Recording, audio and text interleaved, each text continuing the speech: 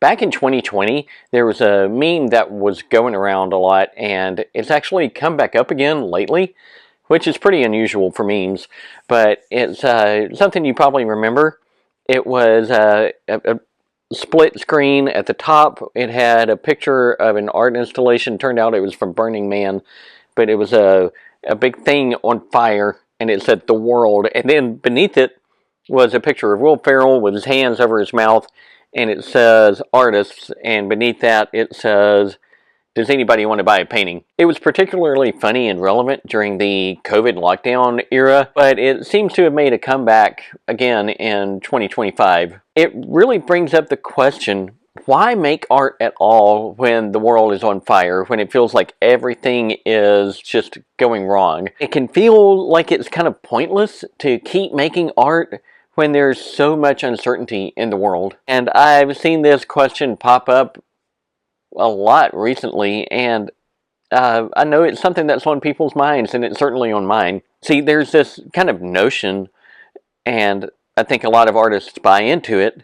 but it's this idea that art is frivolous or unnecessary, and I couldn't disagree more, even though, yes, I do fall into that same trap. We tend to think, it's this is not necessary for survival, or things are really bad right now, but what good do my silly drawings or my paintings do when there are so many horrible things happening? Am I wasting my time when, I could be digging wells somewhere, or I could be marching in the streets, or I could be raising money in some kind of a fundraiser for whatever cause, or petition my representative? And I'm not knocking any of that. Those are all excellent things that anybody can do, artist or not. But we live in a world that conspires to erase our humanity and reduce us to our dopamine circuits, and reduce us to outrage, or to simply threaten our existence. That is not some wild, crazy conspiracy theory. I think, that there are actual threats in this world, but I feel like making art is one of the most profound things that we can do to assert our humanity and resist complacency, resist that urge to just not pay attention. I believe that the act of creation is intrinsically human, because it says, I am here, and I matter, and it says, you matter. I made this for myself, and because I value myself, or I made this for you because I value you. At its core, art making is a way to provide a path to wholeness. And when you are whole, you can truly connect to yourself and to others. The more whole you are, the more profound that connection is. And the more connected we are to ourselves and to others, the more healthy our society becomes. I think just about anybody can tell you, regardless of what religion or ideology or political affiliation they have, whatever viewpoint, we don't live in a very healthy society. That should not keep us from trying. That doesn't give us a free pass to wallow in despair, and believe me, I have my moments. I think the reason I pursue so much light and joy in my painting is the pull of despair is pretty strong. One of the things I have to remind myself is that the world is always on fire in some way. There's always some disaster that needs to be addressed. There's, some earthquake, a volcano, forest fire, something, tsunami, or there is some injustice happening in the world that needs to be reckoned with. Wherever there is humanity, there is injustice.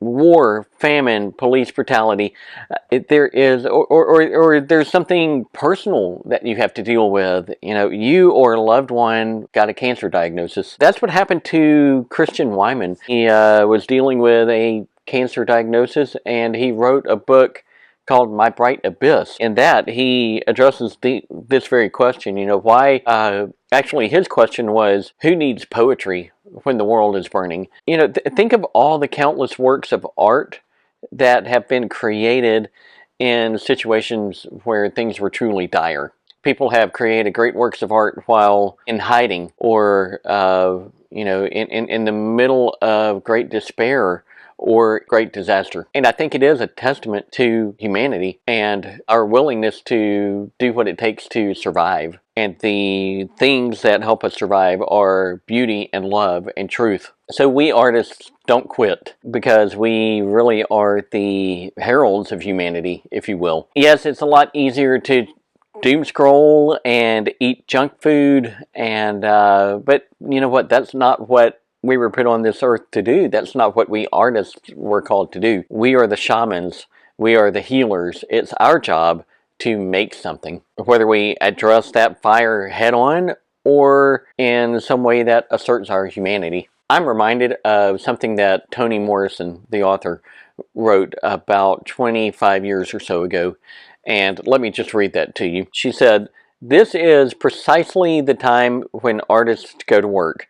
There's no time for despair, no place for self-pity, no need for silence, no room for fear. We speak, we write, we do language. This is how civilizations heal. I know the world is bruised and bleeding, and though it is important not to ignore its pain, it is also critical to refuse to succumb to its malevolence. Like failure, chaos contains information that can lead to knowledge, even wisdom, like art." This tells me that the times that the world is on fire those are the times, exactly the times that the arts are the most important. Art does the important job of helping heal, even if it heals only the person who made it. It will heal whoever looks at it too. The Will Ferrell meme that I shared at the beginning, I really hope that's not still relevant 5 years from now, but, I think in a way it probably will be, because again, the world is always on fire in some way. In 5 years, it'll be something else, because there is always a need for artists to step up and do the hard work of healing and growing the culture. I'm Brad Blackman, and I create abstract landscape paintings that speak to the soul. If you thought this video was helpful, please be sure to like and subscribe and share it with your friends. I'll see you next time.